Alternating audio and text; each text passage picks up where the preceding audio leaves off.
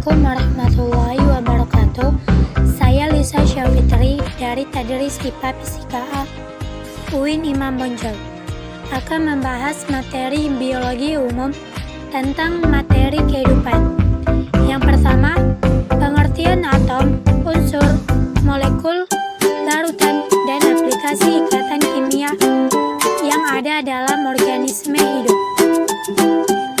Atom adalah partikel terkecil dari suatu unsur yang tetap dan memiliki sifat fisika dan kimia. Atom terdiri dari 3 partikel, yaitu A. Proton positif, B. Elektron negatif, C. Neutron netral. Yang kedua, unsur adalah sesuatu substansi sederhana yang tidak dapat dipecah dalam bentuk lain secara kimia.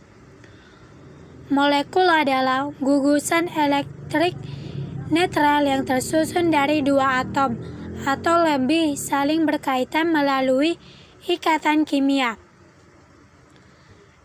Aplikasi ikatan kimia yaitu ikatan kimia merupakan sebuah proses fisika yang bertanggung jawab dalam interaksi gaya tarik-menarik antara 2 atom atau molekul yang menyebabkan suatu senyawa diatomik atau poliatomik menjadi stabil.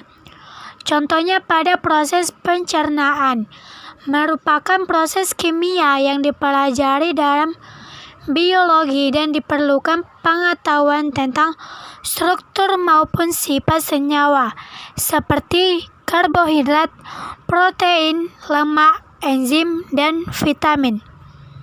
2. Unsur-unsur pembangun kehidupan. A. Karbohidrat.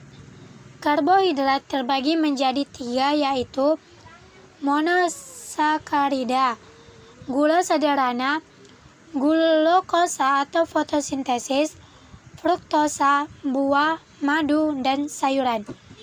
B.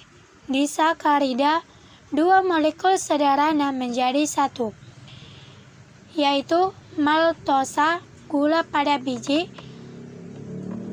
sukrosa, gula pada tebu, laktosa, gula dari kelenjar susu mamae. C. Polisakarida. Beberapa molekul monokasida dapat bergabung, yaitu glikogen, cadangan makanan pada hewan, amilu, cadangan pada pestisida tanaman, kitin, penyusun ekskeleton dan dasar utama jaringan pengikat pada arthropoda. Air berperan sebagai pelarut bahan organik. Transportasi nutrisi menuju sel, transportasi hasil ekskresi dan sekresi dari sel, pengatur suhu pada tumbuhan sebagai fotosintesis.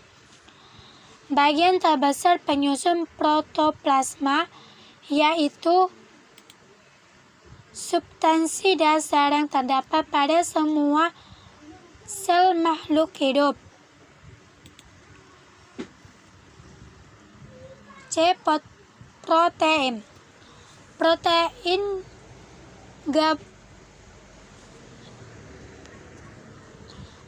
terbagi menjadi 5, yaitu A. Protein gabungan. Jika terhidrolis akan menghasilkan asam amino dan asam senyawa lainnya. B. Protein sederhana. Jika diuraikan akan menghasilkan asam lambung. C. Protein struktural. Protein penyusun struktur sel atau membran sel, mitokondria, ribosom, dan kromosom. D. Protein reaktif. Meliputi enzim, protein, hormon, globulin di darah dan di otot. E. Protein kontraktif. Berperan berperan dalam proses gerak, yaitu miosin dan aktin. Garam-garam mineral yang terdapat dalam protoplasma berada dalam bentuk ion-ionnya.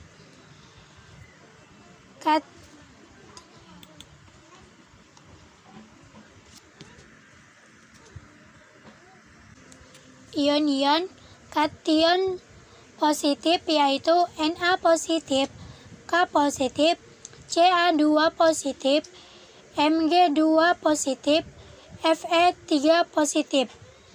Anion negatif Cl negatif, HCO3 negatif, HPO4 2 negatif,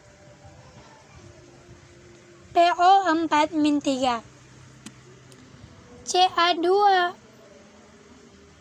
positif untuk kerja jantung, otot, saraf, K positif dan Mg2 positif komponen utama protoplasma, Mg2 positif dan Fe3 positif menghasilkan klorofil, Na positif dan Cl- mengatur asam basa dan tekanan osmosis, K positif menghasilkan air dalam sel, Na positif dan K positif transport zat melewati membran.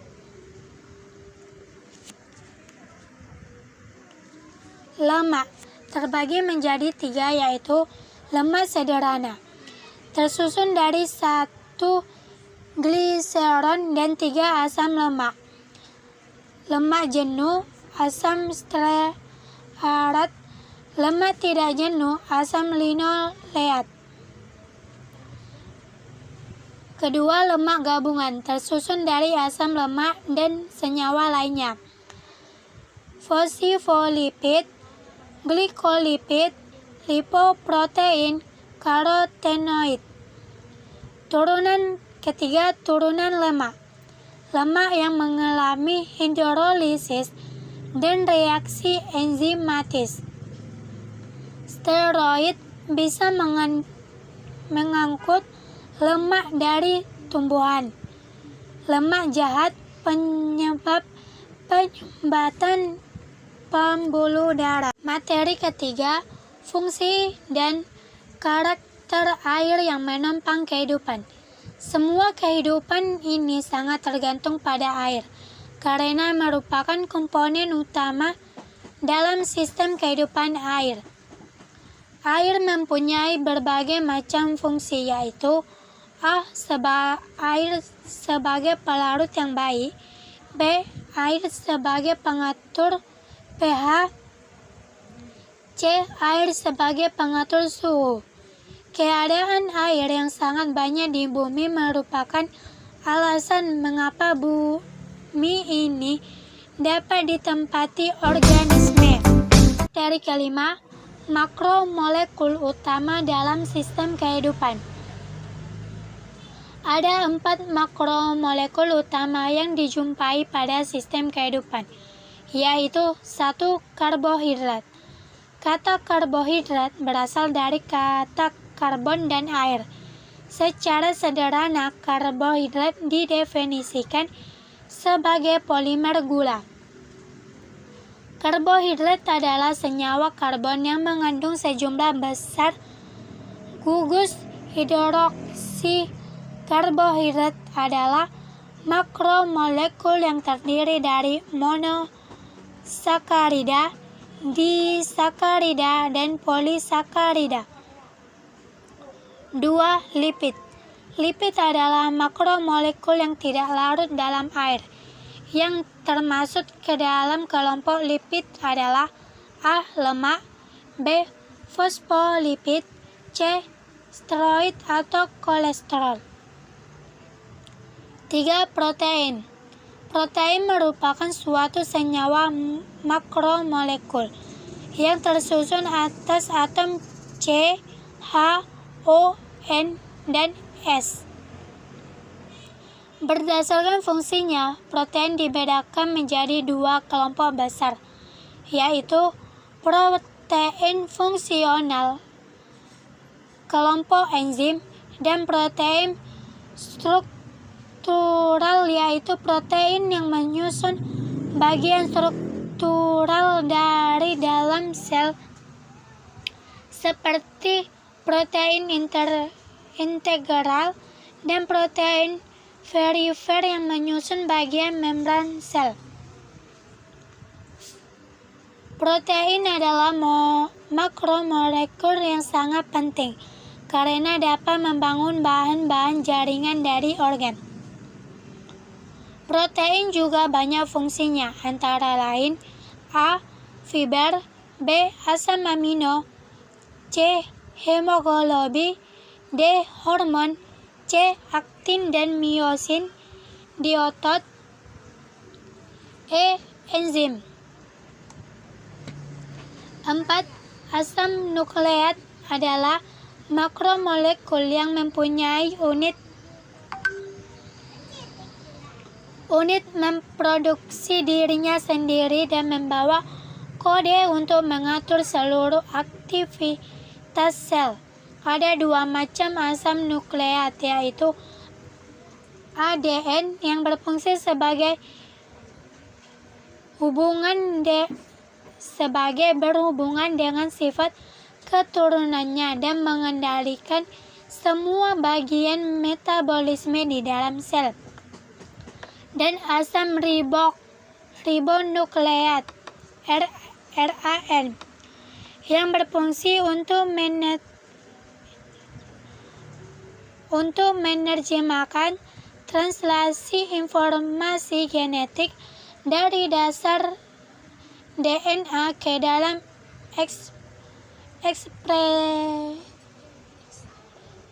ekspresi seluler yang karakteristik.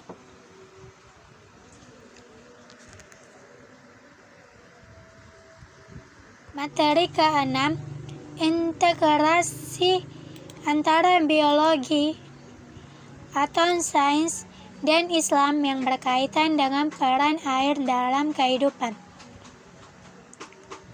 Asal terjadinya kehidupan tercatat dalam Al-Quran, yaitu berasal dari air. Hal ini sebagaimana firman Allah Subhanahu wa Ta'ala dalam Quran surah An-Nabiyah ayat 30 yang artinya, dan apakah orang-orang yang kafir tidak mengetahui bahwasanya langit dan bumi adalah suatu yang padu? Kemudian kami pisahkan antara keduanya, dan dari air kami jadikanlah segala sesuatu yang hidup. Maka mengapakah mereka tiada juga beriman? Dalam sains modern juga telah membuktikan bahwa bahan pembentuk sel, yaitu sitoplasma, yang terdiri dari 80% air. Setiap benda hidup pula terdiri dari sel. Materi ke-7, integrasi antara biologi dan Islam yang berkaitan dengan keterkaitan materi-materi organik dan air dengan proses penciptaan manusia. Al-Quran menyatakan dengan tegas bahwa manusia diciptakan dari tanah dengan berbagai istilah seperti debu pada surah Al-Imran ayat 59, tanah kering dan lumpur hitam pada surah Al-Izz ayat 28, tanah liat pada surah Asy-Syaffat ayat 11, saripati tanah pada surah Al-Sya'ad ayat 71. Dan sebagaimana semasa penciptaan Adam, Allah telah berfirman bahwa jadikanlah